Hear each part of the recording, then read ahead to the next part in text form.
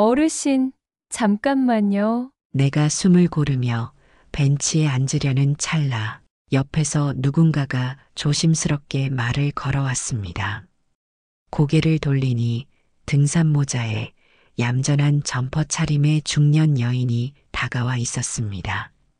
지금 많이 힘드시죠? 이거 하나 드셔요. 그녀는 작은 병 하나를 내밀었습니다. 익숙한 피로회복제였습니다. 나는 얼떨결에 손을 내밀며 받아들었습니다. 이걸 왜 저한테? 나이 들수록 힘내시려면 이런 거라도 꼭 챙겨 드셔야 해요. 그래야 이따 힘만이 쓰시죠. 그녀는 웃으며 말했습니다. 눈웃음이 고왔고 말투는 너무나도 다정했습니다. 에이, 너무 어렵게 생각 마세요. 자주 뵐 수 있었으면 좋겠네요. 이야기 시작 전에 어디에서 듣고 계신지 적어주시면 복 받으실 겁니다.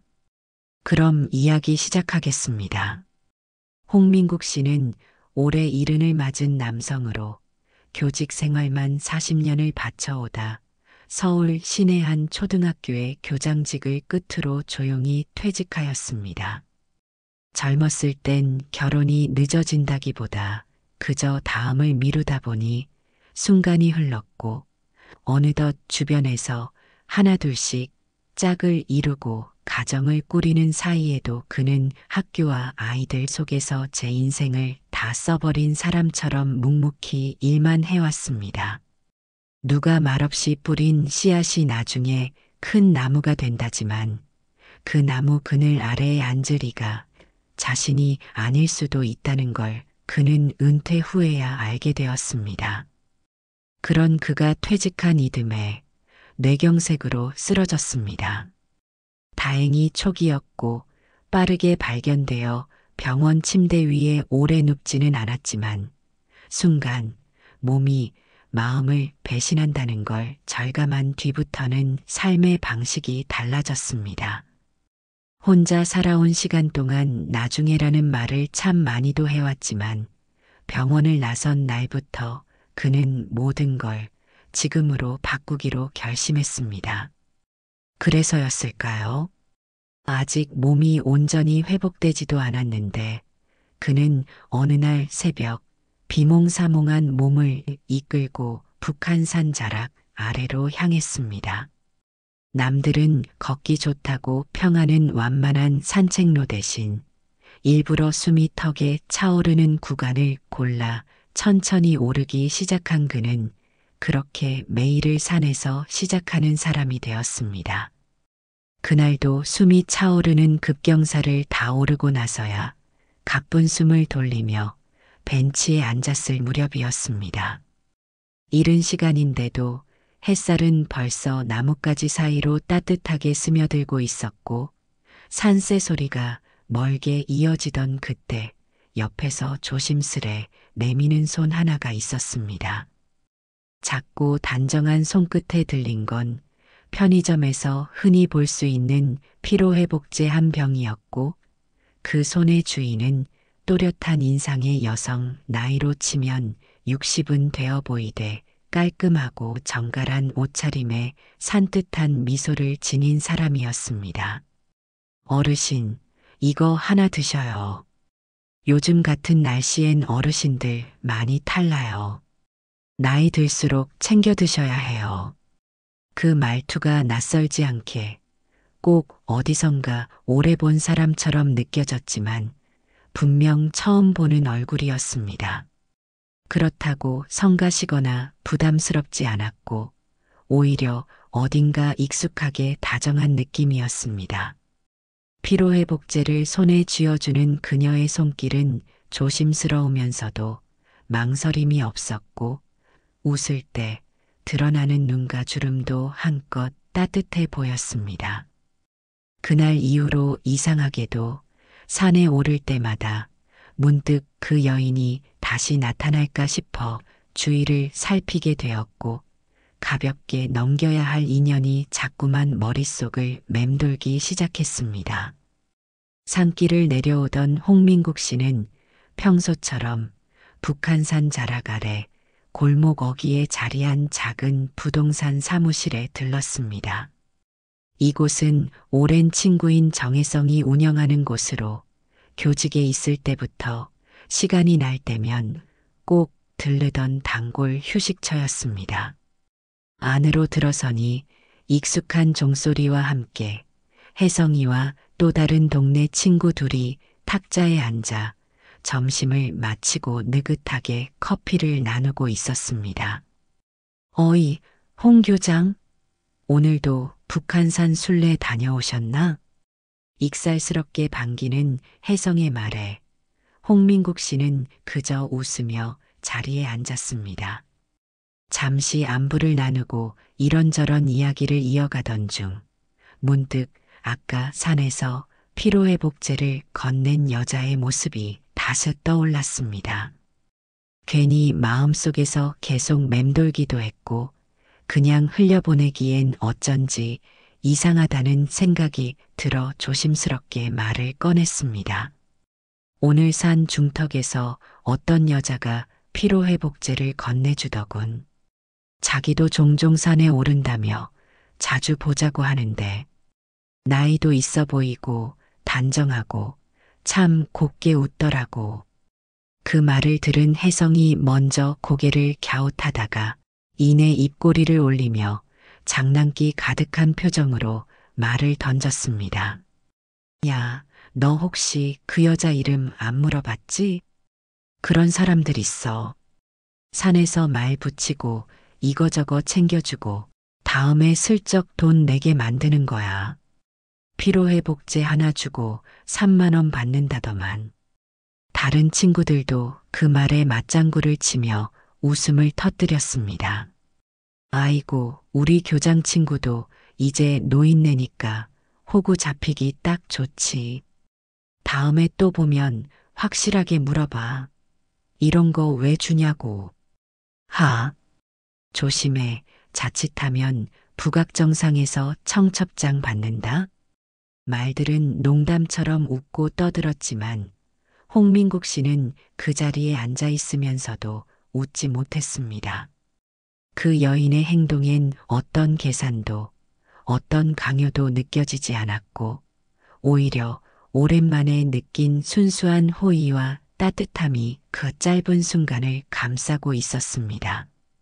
친구들이 그 여자를 그런 식으로 몰아가며 말을 섞는 게 묘하게 기분을 상하게 만들었습니다. 분명 그 여인의 손길은 장사꾼의 손이 아니었습니다. 며칠을 고민했습니다. 처음엔 단지 웃고 넘기려 했습니다. 친구들의 말은 늘 허풍이 심하고 과장되지만 마음 한켠엔 어쩐지 찌꺼기처럼 남아 쉽게 지워지지 않았습니다. 혹시 정말 그런 걸까? 내가 착각한 걸까? 아니면 내가 너무 늦게 세상을 배우는 걸까? 그 여인을 다시 마주한 건 그다지 어렵지 않았습니다. 그녀는 여느 날처럼 산 중턱 벤치 근처에서 작은 보온병에 담긴 생강차를 홀짝이며 햇빛 아래에 앉아 있었습니다.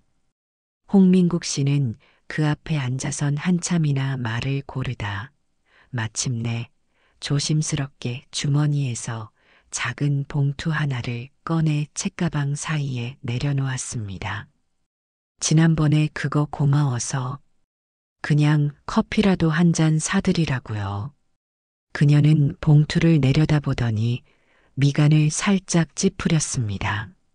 그리곤 아무 말 없이 손에 든 텀블러 뚜껑을 닫고 천천히 일어섰습니다.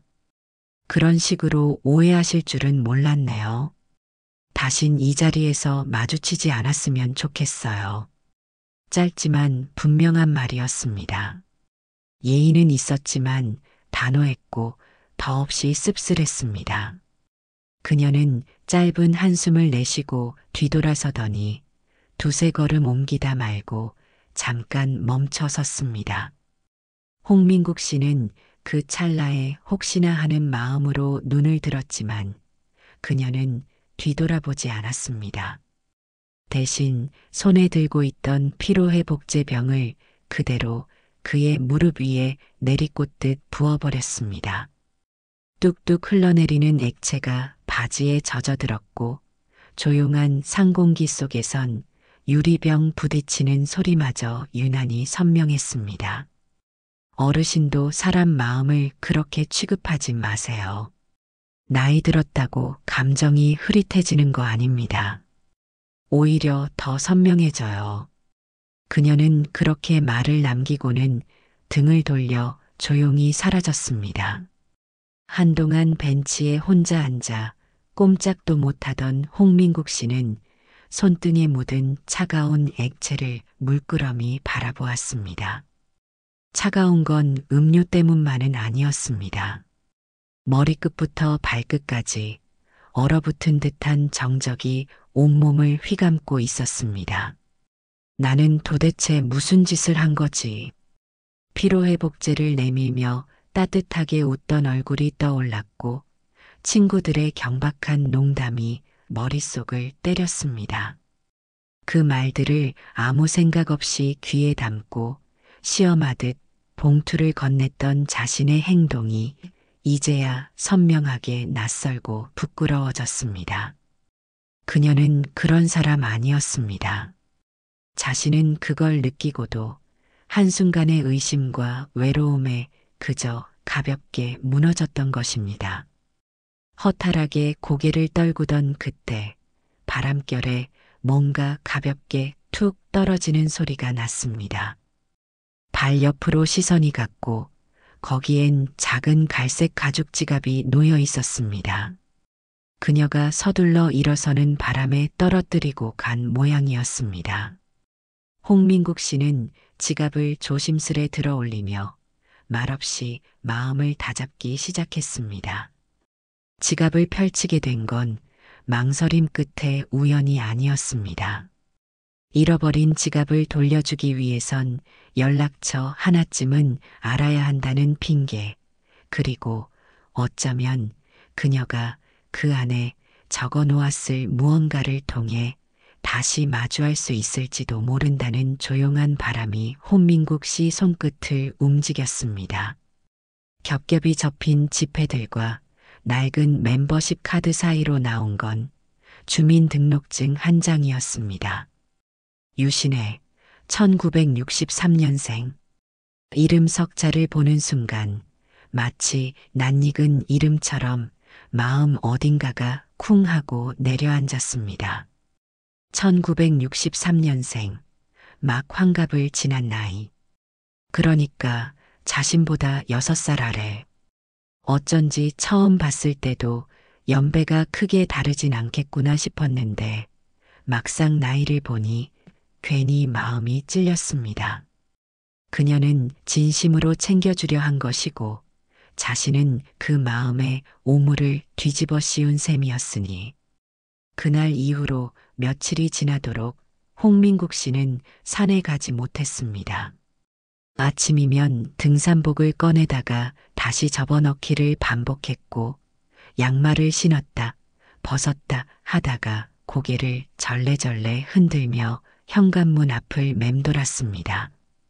산으로 가는 길이 마치 죄인이 오르는 재판장 같아 도무지 발이 떨어지지 않았습니다. 경찰서에 맡기자니 형식적인 처분으로 끝날 것 같았고 우체국에 맡기자니 꼭 쫓기듯 돌려주는 것 같아 싫었습니다. 지갑을 직접 돌려주고 싶었습니다. 무엇보다 그 자리에서 고개 숙여 사과하고 싶었습니다. 자신이 그날 얼마나 경솔했고 어리석었는지를 솔직히 말하며 괜찮다면 다시 마주 앉을 수 없겠냐는 말도 덧붙이고 싶었습니다. 그러나 유신혜라는 이름 앞에서 홍민국 씨는 그저 매일같이 지갑을 책상 위에 올려놓고 바라볼 뿐이었습니다.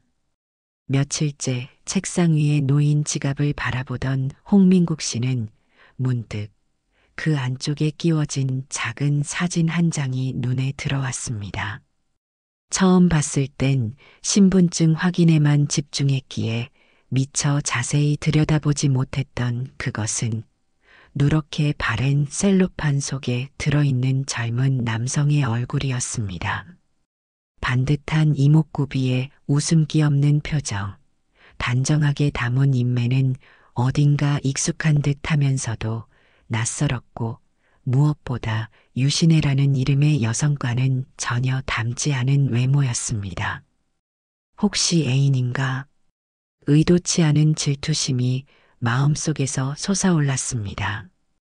애당초 자신이 발 디딜 자리가 아니었다는 자각을 다시금 되새기게 하는 순간이었습니다. 그러나 그 감정은 곧 부질없는 상상이라는 듯 허공 속으로 가라앉았습니다. 사진의 색이 너무 오래되어 있었고 모서리는 까맣게 닳아 있었으며 지갑 안쪽 가죽은 세월에 쓸린 듯 해지고 벌어져 있었습니다. 오랫동안 간직해온 누군가 그리움의 대상이라면 차라리 아들이거나 동생 혹은 사별한 남편이겠거니 그렇게 스스로를 달래듯 생각했지만 그럼에도 알 수 없는 감정이 가슴 언저리를 살짝 긁고 지나갔습니다. 그 지갑을 다시 들여다보던 홍민국 씨는 문득 마음이 걸렸습니다. 손에 쥐었을 때 살짝 갈라진 테두리, 스냅 단추가 닫히지 않던 낡은 구조, 무엇보다 사진이 끼워진 투명 커버조차 긁혀 흐릿한 상태였기에 단지 돌려주는 것만으론 부족할 것 같다는 생각이 들었습니다.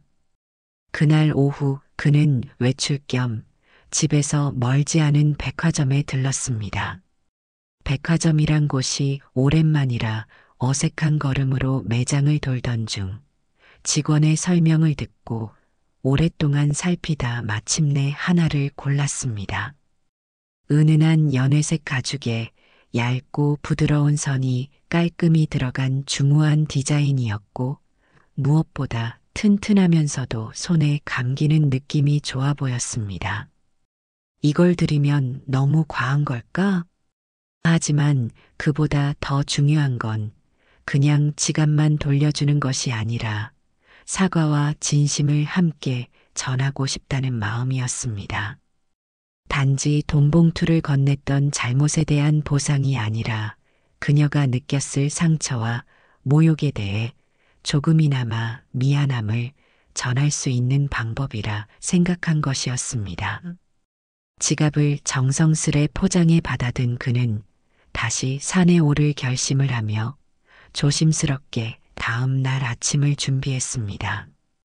다음 날 아침 홍민국 씨는 여느 날보다 일찍 눈을 떴습니다. 몸은 여전히 천천히 움직였지만 마음만큼은 빠르게 앞서갔습니다. 손수 다림질한 셔츠에 얇은 등산 조끼를 걸치고 단단히 묶은 등산화끈을 마지막으로 한 번 더 확인하고서야 집을 나섰습니다. 등산 가방엔 며칠을 망설여 사게 된 새 지갑이 곱게 포장된 채 들어 있었고 다른 한쪽엔 그녀가 흘린 오래된 지갑도 조심스럽게 넣어두었습니다. 이 두 개의 지갑이란 물건이 단지 돈을 담는 가죽 조각이 아니라 사람의 마음을 담는 그릇이 될 수도 있다는 걸 이제야 그는 깨달았습니다. 산을 오르며 그는 자꾸만 머릿속으로 말을 골랐습니다. 그날은 정말 미안했습니다. 오해였어요. 이건 그냥 사죄의 뜻입니다. 꼭 받으시라는 건 아닙니다만 정말 괜찮으시다면 차라도 한 잔. 그 말들을 속으로 수십 번 되뇌는 동안 어느덧 그가 익숙한 중턱 벤치가 보이기 시작했습니다. 그리고 그 자리에 그녀가 있었습니다. 하지만 이번엔 혼자가 아니었습니다.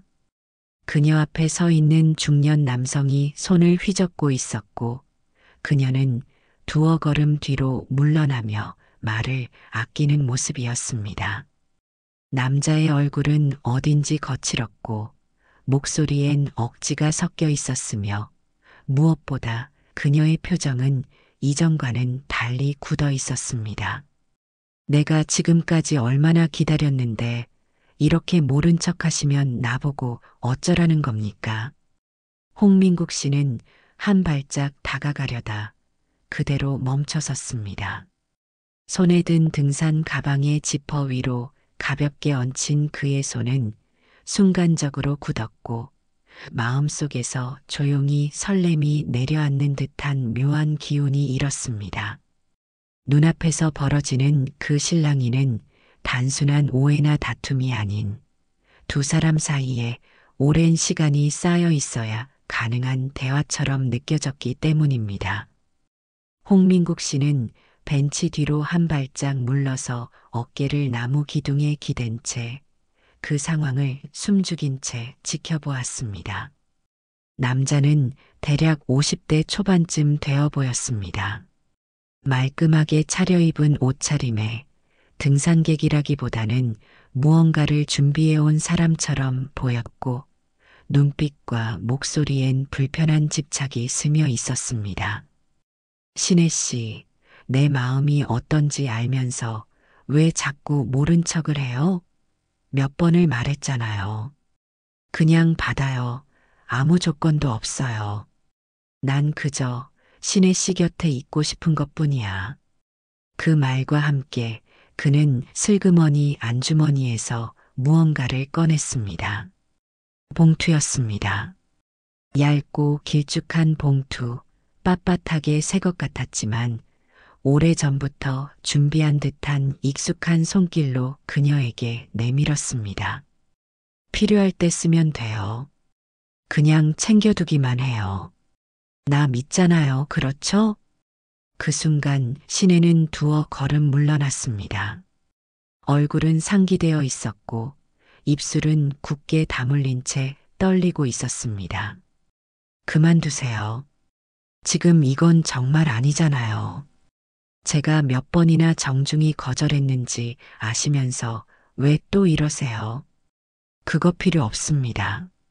제발 돌아가세요. 그녀는 봉투를 밀어내며 주변을 둘러보았습니다. 사람들에게 시선을 보냈고 잠시나마 무언의 도움을 기대한 듯 했습니다. 하지만 등산객들은 하나같이 바삐 시선을 돌리거나 고개를 숙이거나 모른 채 지나갔습니다. 그녀는 떨리는 손으로 다시 말했습니다.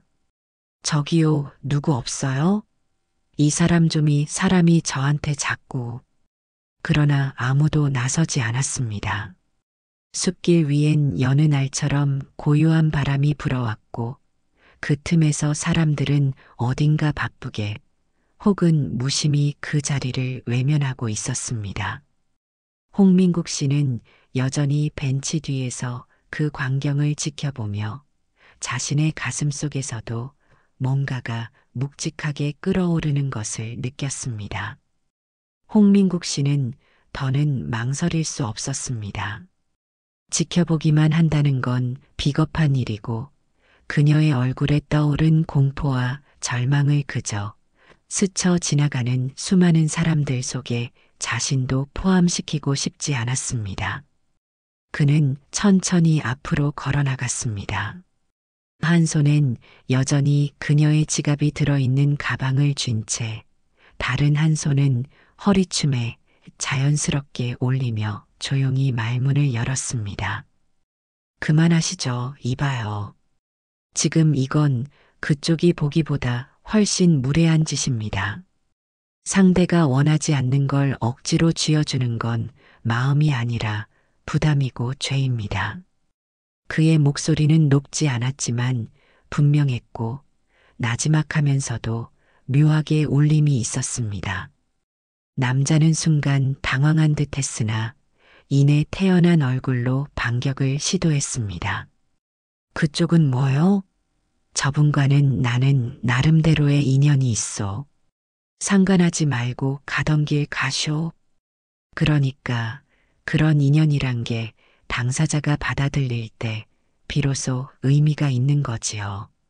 남이 봐도 민망한 상황을 만들고선 인연이랍시고 포장하면 그건 결국 그쪽 감정에만 취한 거 아닙니까? 그 말에 남자는 얼굴을 굳히고 말없이 봉투를 주머니에 다시 집어넣더니 대꾸 없이 돌아서 사라졌습니다. 주변을 지나던 몇몇 사람들이 그제야 힐끔 돌아보며 시선을 던졌지만 다시 이내 각자의 길로 발걸음을 돌렸습니다. 그러나 그 순간 예상치 못한 일이 벌어졌습니다. 왜 나서요? 왜 끼어들어요? 당신도 결국 뭔가 바라고 도와준 거 아니에요? 시내의 목소리는 날카롭고 단호했습니다. 그녀의 얼굴은 분노보단 배신감이 어려 있었고 손끝이 떨릴 정도로 감정이 북받쳐 있는 듯 했습니다. 이 세상 남자들은 다 똑같아요. 다 이유가 있잖아요. 다 계산돼 있잖아요. 당신도 그날 그 봉투, 그거 그냥 호의였어요? 아니잖아요. 홍민국 씨는 그 자리에서 할 말을 잃었습니다.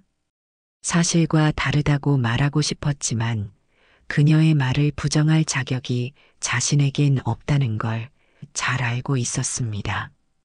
그녀는 고개를 획 돌린 채 자리를 떠났고 홍민국은 그대로 벤치에 주저앉아 오랫동안 멍하니 나무 그림자만 바라보았습니다. 그때 벤치 옆에서 커피와 상추를 팔던 노부부가 조용히 말을 건넸습니다. 저분요, 아들 하나 있었어요. 착하고 부지런한 친구였는데 그만 작년 산행 가서 미끄러졌대요. 피곤해서 안 간다던 걸 팀장 눈치 보느라 억지로 갔다가 그렇게. 그래서 저기 아줌마가 요즘도 혼자 산에 와요. 안쓰럽죠. 그래서 가끔 산에 오르는 사람들한테 피로회복제 하나씩 나눠줘요. 피곤해도 무리하지 마세요 하면서요. 그 말이 그냥 하는 말 같아도 다 자기 속 얘기지. 노인은 말끝을 흐렸고 홍민국 씨는 그제야 모든 조각이 맞춰지듯 가슴이 죄어왔습니다. 그녀의 행동 하나하나가 단지 누군가의 몸을 걱정하는 것을 넘어 어떤 큰 상실을 떠안고도 남을 생각하며 살아가는 사람의 것이었다는 걸 이제서야 알게 된 그는 고개를 들지 못했습니다. 자신이 얼마나 큰 오해를 했는지, 얼마나 깊게 그 사람의 마음을 짓밟았는지를 생각하니 가슴 속 깊은 곳에서부터 묵직한 후회가 차올랐습니다. 며칠 후 홍민국 씨는 다시 산에 올랐습니다. 가방 안엔 이제 그녀의 오래된 지갑만 들어 있었습니다. 백화점에서 산 새 지갑은 이미 그녀에게 전해진 지 오래였고 그날의 사건 이후로 그녀를 다시 본 사람은 아무도 없었습니다. 답답한 마음에 커피를 팔던 노부부에게 다시 찾아가 조심스레 물었습니다. 혹시 그분 요즘 산에 안 오시나요? 노인은 고개를 천천히 저으며 말했습니다. 한동안 안 보여요. 몸이 안 좋으신 건지 마음이 상하신 건지. 원래는 지혜 아파트 청소하신다던데 혹시 급하면 거기 가보시든지요. 홍민국 씨는 그 말을 듣자 곧장 지혜 아파트로 향했습니다. 오래된 단지였고 입구엔 청소 중이라는 표지판이 세워진 구역도 있었지만 아무리 기다려도 유신에는 나타나지 않았습니다. 관리실에 물어봐도 개인정보라며 알려줄 수 없다고 했고 청소를 하던 다른 분들도 요 며칠 안 보였다고만 말할 뿐이었습니다. 헛걸음을 하고 집으로 돌아오는 길, 홍민국 씨는 마음이 더 무거워졌습니다. 차라리 그날 아파트 앞에서라도 그녀를 만났다면, 마주보고 단 한마디만이라도 사과할 수 있었다면 그 뾰족했던 날들이 조금은 무뎌졌을 텐데 말입니다. 며칠 동안 그는 산에도 오르지 않았습니다. 그저 현관문 앞에 놓인 등산화만 바라보며 스스로를 탓하는 말들을 되새기기 바빴습니다. 그러던 어느 날 아침 의뢰처럼 아무 생각 없이 집을 나서 북한산을 향해 천천히 걷고 있었고 별 기대도 없이 오르던 숲길 중턱의 굽은 길모퉁이에서 그녀가 서 있었습니다. 그날처럼 단정한 옷차림에 모자를 푹 눌러 쓴 그녀는 벤치에 앉아 있었고 그 순간 홍민국 씨는 두 발이 땅에 붙은 듯 멈춰섰습니다. 잠시 숨을 고른 뒤 그는 조심스럽게 다가가 벤치 앞에 섰습니다. 정말 그날은 제가 어리석었습니다. 다시 뵙게 될 줄 몰랐는데 이렇게 다시 만나게 해줘서 감사합니다. 그녀는 아무 말 없이 그를 바라봤습니다. 말 대신 고개를 살짝 끄덕였고 그 눈빛 속엔 경계심보다 아주 조심스러운 여백 같은 감정이 스며 있었습니다. 홍민국 씨는 가방 안에서 두 개의 지갑을 꺼내 조심스럽게 내밀었습니다. 이건 잃어버리신 지갑입니다. 제가 돌려드리는 게 맞고요. 그리고 한 박스 더 곱게 포장된 지갑을 조심스럽게 꺼내 놓았습니다. 그리고 이건 사죄의 마음입니다. 다시는 그런 오해를 드리지 않겠습니다. 받으시든 안 받으시든 전 괜찮습니다. 그저 진심이라는 것만 알아주시면 더 바랄 게 없습니다. 그의 손끝이 조금 떨리고 있었습니다. 그리고 그 떨림을 바라보던 시내는 한참을 말없이 있다가 천천히 손을 뻗어 자기 지갑을 들었습니다. 그리고 포장된 지갑을 바라보다 말없이 옆에 내려놓았습니다. 그녀는 아주 조용한 목소리로 한마디만 남겼습니다. 고마워요. 그 말 한마디에 홍민국 씨는 조용히 고개를 숙였습니다. 벤치 위엔 잠시 고요가 흘렀습니다. 바람이 잎사이를 지나며 바스락대는 소리만 이어졌고 두 사람은 말없이 나란히 앉아 있었습니다. 그러다 시내가 조용히 입을 열었습니다. 그날 제가 너무 소리를 질러서 놀라셨죠. 홍민국은 고개를 천천히 저었습니다. 아닙니다. 그럴 만한 이유가 충분했습니다. 오히려 제가 놀랄 자격도 없는 사람이었습니다. 시내는 짧은 숨을 내쉬며 시선을 앞으로 돌렸습니다. 그녀의 눈은 멀리 숲길 너머를 바라보았지만 마음은 아득한 과거 속에 머물러 있는 듯 했습니다. 아들이 있었어요. 29. 내게는 전부였죠. 아이를 혼자 키웠어요. 그 아이 하나 바라보며 살았어요. 착하고 성실하고 그런데 회사에서 단합 행사니 뭐니 한다고 산행에 나섰다가 전날 늦게까지 일하고 왔던 아이라 피곤하다고 안 가겠다고 했는데도 눈치 보며 억지로 갔더라고요. 홍민국은 그녀의 목소리에서 담담한 듯하지만 속을 짓누르는 슬픔을 느꼈습니다.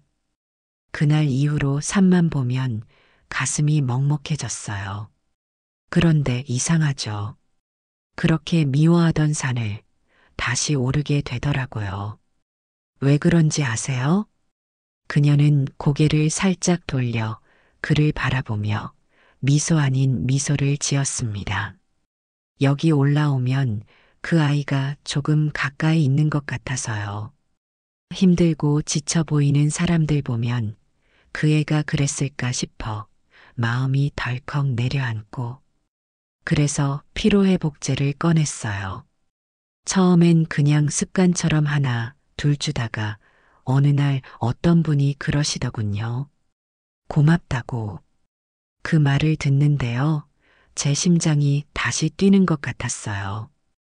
홍민국은 그녀의 말에 대꾸하지 못한 채 그저 고개를 숙였습니다. 그런데 가끔 오해를 받아요. 왜 자꾸 말을 거냐? 왜 이런 걸 주냐? 무슨 의도가 있냐? 남자들도 여자들도 다들 경계하고 의심하고 그럴 땐 정말이지 아예 아무 말도 안 하고 살아야 하나 싶기도 해요. 그냥 가만히 누구랑도 말 섞지 말고. 그녀는 그렇게 말하며 작게 웃었지만 그 웃음엔 오래된 피로가 스며 있었습니다. 하지만 또 어떤 날은 누군가가 진심을 알아주면 좋겠다 싶기도 해요. 그런 마음이 왔다 갔다 해요. 지금도 그래요. 홍민국은 조용히 말을 꺼냈습니다. 저도 진심이 뭔지 너무 늦게 깨달았습니다.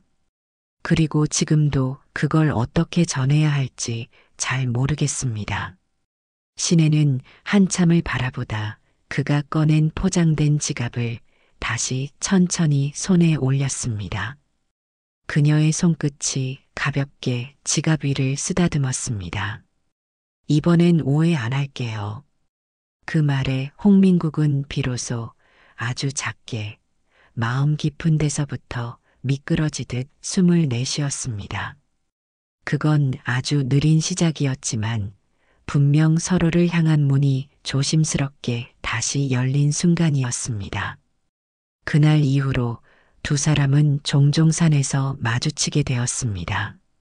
처음처럼 어색한 침묵은 없었고 나뭇잎 흔들리는 소리 사이로 간단한 안부를 주고받는 사이가 되어 있었습니다.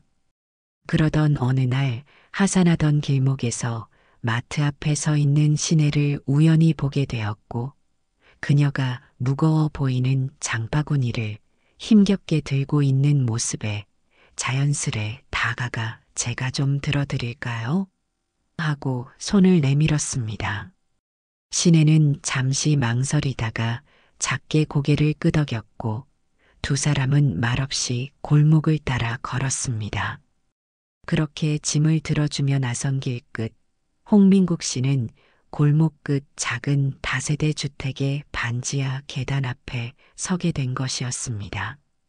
출입문 옆엔 눅눅한 신문지가 쌓여 있었고 창문은 겨우 손바닥만 한 채로 틀어져 있었으며 낮인데도 실내는 희미한 전등의 의지에 어두웠습니다.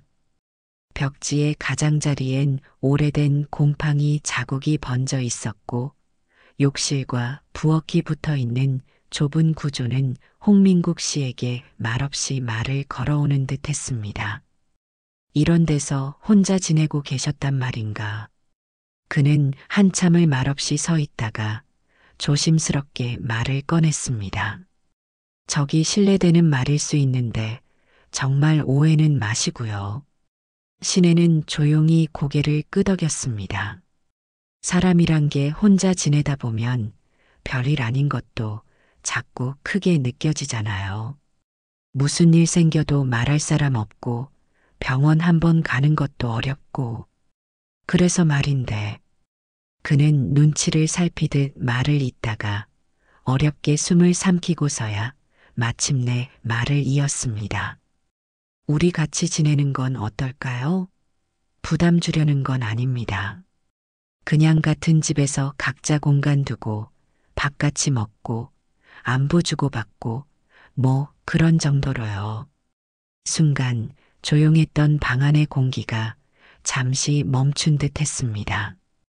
그는 혹여 또 오해를 살까, 신혜가 얼굴을 굳히진 않을까 걱정되어 시선을 피했지만 잠시 후 들려온 대답은 뜻밖이었습니다. 그렇게 해요. 저도 더는 혼자 있고 싶진 않아요. 누군가가 숨소리라도 내는 집에서 살고 싶었어요. 다행이에요. 그렇게 말해줘서. 그녀의 말은 담담했지만 오랜 외로움이 부드럽게 녹아내린 듯 했습니다. 그리하여 두 사람은 같은 집, 같은 식탁, 같은 아침 햇살 속에서 조금씩 서로의 존재에 익숙해졌습니다. 신혜는 아침이면 찬물에 손을 담그며 묵은 나무를 묻히고 홍민국은 그 옆에서 묵묵히 밥상을 차리거나 따뜻한 차를 내렸습니다. 저녁이면 둘은 각자의 하루를 풀어놓으며 국그릇을 사이에 두고 마주 앉았고 잠들기 전엔 조용히 라디오를 틀어놓고 소파에 나란히 앉아 창밖 어둠을 바라보곤 했습니다. 홍민국 씨는 난생 처음 가정이란 것을 누렸습니다. 누군가가 내 밥숟가락 옆에 반찬을 덜어줄 때의 다정함, 비 오는 날 마른 수건을 먼저 내어주는 배려, 따뜻한 이불을 덮으며 서로 숨소리를 확인하는 안도감. 그 모든 게 일은 평생 살아오며 몰랐던 깊고 아늑한 기쁨이었습니다. 그리고 그는 점점 확신하게 되었습니다. 이 사람 내 마지막 봄이 되어주겠구나. 이제 그의 삶에는 더는 긴 공백이 없었습니다. 신혜라는 존재 하나가 그 모든 빈틈을 따뜻하게 채워주고 있었습니다. 그날 이후 두 사람은 조심스레 함께 살아가는 삶을 시작했습니다. 처음엔 각자 방 하나씩 쓰며 거리를 두고 지냈지만 시간이 흐를수록 자연스레 한 식탁에 앉고 같은 시간에 불을 끄고 같은 공기 속에서 하루를 마무리하게 되었습니다. 홍민국 씨는 아침이면 그녀보다 먼저 일어나 따뜻한 물을 끓였고 신혜는 거기에 꼭 생강 한 조각을 넣어 따뜻한 차를 내어주었습니다. 비 오는 날이면 베란다 창문 앞에 함께 앉아 오래된 나무처럼 묵묵히 바깥을 바라보다가 누가 먼저랄 것도 없이 서로의 손등을 살짝 쓰다듬었습니다. 그러던 어느 밤 식탁 위에 앉아 소박한 저녁을 마친 후 신혜는 오래도록 움켜쥐고 있던 말을 조용히 꺼냈습니다. 그녀의 목소리는 낮고 깊었으며 그동안 말하지 못했던 무게가 실려 있었습니다. 사실 그 아이 아빠는 결혼하자던 사람도 아니었어요. 그냥 한때 마음을 줬던 사람이었죠. 약속은 없었고 책임은 더 없었어요. 결국 혼자 아이를 낳았고 남들처럼 면사포 한번 써보지 못한 채 평생 세상 눈치 보며 살아왔어요. 그녀는 그 말을 하고는 잠시 말없이 고개를 떨구었습니다. 목을대가 천천히 움직였고 이내 억눌렀던 울음이 터져 나왔습니다. 그 아이 하나 바라보고 그것만 보고 살았어요. 그런데 그 아이까지 먼저 떠나고 나니까 나는 대체 누구였던 건가 싶더라고요. 한 번도 누군가에게 사랑받는 여자로 살아본 적이 없었어요. 홍민국 씨는 아무 말 없이 그녀 곁에 다가가 조심스레 손을 덮었습니다. 그리고 똑바로 그녀를 바라보며 말했습니다. 이제부터라도 내가 당신 남편이 되어주겠습니다. 당신 아들로, 벗으로, 연인으로, 당신 인생의 마지막 이름으로 든든하게 곁에 서 있을게요. 그 말에 신혜는 더 이상 울지 않았습니다. 다만 그 손을 놓지 않고 오래도록 꼭 쥔 채 고개를 끄덕였습니다. 그 후로 한 달쯤 뒤 홍민국은 직접 동네 웨딩샵에 가서 조용히 웨딩드레스를 빌렸습니다. 그녀에게 한 번은 꼭 면사포를 씌워주고 싶었던 민국은 그녀에게 행복을 주고 싶었습니다. 작은 예식장이 마련되었고 그의 제자들이며 오랜 친구들까지 하나둘 자리를 메웠습니다. 누군가는 울었고 누군가는 크게 웃었습니다. 제자들은 꽃다발을 들고 우리 교장 선생님이 신랑이 될 줄 몰랐어요. 하며 장난기 섞인 축하를 했고 친구들은 그래도 이 나이에 저런 신부 만난 건 너밖에 없다며 뭉클한 농담을 건넸습니다. 신혜는 하얀 드레스를 입고 면사포를 쓴 채 떨리는 걸음으로 입장했고 홍민국은 그 앞에서 환하게 웃으며 손을 내밀었습니다. 그 순간 신혜는 평생 처음으로 신부라는 단어 앞에서 누구의 눈치도 보지 않고 당당히 고개를 들었습니다. 홍민국은 그녀의 손을 잡고 떨리는 목소리로 말했습니다. 우린 이제 남은 생을 함께 살아갑시다. 울지 말고 외로워하지 말고 오해도 없이 싸움도 없이 그냥 하루하루 행복만 하며 삽시다. 그리고 그 말은 약속이 아니라 두 사람의 남은 생 전체를 껴안는 선언이었습니다. 신혼여행지는 제주도로 정해졌습니다.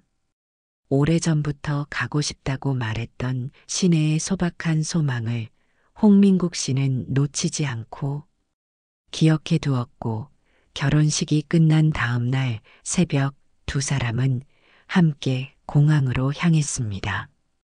비행기 앞에 선 시내는 눈이 휘둥그레졌습니다. 내가 비행기를 타보긴 처음이에요. 홍민국은 작게 웃으며 말했다. 이제 뭐든 처음부터 다시 해봅시다. 우리 인생, 이제 시작이니까요. 비행기가 활주로를 박차고 올라가는 순간, 시내는 마치 아이처럼 옆 창가를 향해 몸을 기울이며 연신 감탄했습니다. 어머나, 저 구름 좀 봐요.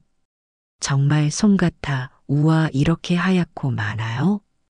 그 모습에 홍민국은 빙그레 웃으며 시내의 손을 가만히 잡았습니다. 살짝 떨리던 손은 어느새 홍민국의 온기에 녹아 편안히 감싸졌고 두 사람은 한참 동안 아무 말 없이 손을 맞잡은 채 창밖 풍경을 바라보았습니다. 제주에 도착한 그날 저녁 두 사람은 바닷가 석양을 보며 나란히 앉아 조용히 파도 소리를 들었습니다. 주황빛 노을이 물 위에 길게 퍼졌고 그 속에서 바람은 조용히 머리카락을 스쳤습니다. 홍민국은 그 순간 문득 마음속에서 오래 눌러온 말을 꺼냈습니다. 내가 무슨 복이 많아 이런 사랑을 얻었을까요? 정말로 난 평생 노총각으로 늙어 죽을 줄 알았어요. 외롭다는 말도 이제는 익숙했는데 당신 같은 사람을 만나 이렇게 결혼하고 함께 바다를 보며 앉아 있다니 이게 다 꿈 같습니다. 그는 시내의 손을 다시 한번 꼭 잡으며 말했습니다. 내 인생 구해줘서 고마워요. 나 같은 노총각 데리고 결혼해줘서 정말 진심으로 고맙습니다. 시내는 미소를 지으며 고개를 끄덕였습니다. 노을빛에 물든 눈동자 속엔 눈물 한 방울이 조용히 맺혀 있었습니다. 내가 더 고맙죠. 면사포 한번 써보는 게 평생 소원이었어요. 근데 이렇게 당신 손잡고 제주도까지 오게 될 줄은 정말 몰랐어요. 세상이 나한테도 이런 선물을 주네요. 이제는 나 혼자 아니구나 싶어요. 두 사람은 그 자리에 오래도록 앉아 있었습니다. 노을은 천천히 사그라들고 바다는 그 색을 차분히 거두었지만 그날 두 사람의 마음속에 물든 빛은 쉽게 지지 않았습니다. 그렇게 홍민국과 유신애는 서로를 의지하며 인생의 가장 따뜻한 계절을 늦은 봄처럼 천천히 그러나 단단히 다시 시작했습니다. 오늘 이야기 어떠셨나요?